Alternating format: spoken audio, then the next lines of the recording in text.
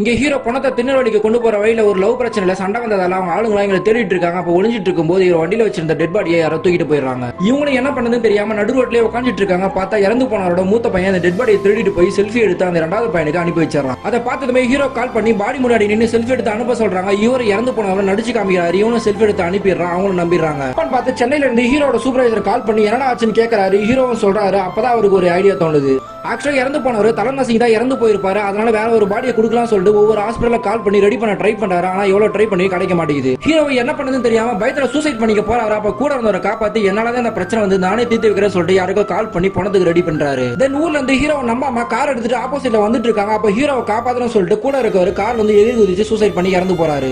ஹீரோவை இவங்களை பார்த்ததுமே ரொம்ப ஃபீல் பண்ணி அழுகுறான். தென் அவங்க வரதுக்குள்ள பாடி ரெடி பண்ணி வச்சிடறாங்க. அவங்களும் இதை பார்த்ததுமே ஊருக்கே அனுப்பி வச்சிடறாங்க. ஆக்சுவலா இவர் ஒரு அனாதம் சொல்லியிருப்பாரு. பார்த்தாங்க ஊரே சேர்ந்து மேல தாளத்தோட இவர் ஊர்வலத்தை எடுத்துட்டு போறாங்க. அதை பார்த்ததுமே ஹீரோ சந்தோஷமா டான்ஸ் ஆடுறான்.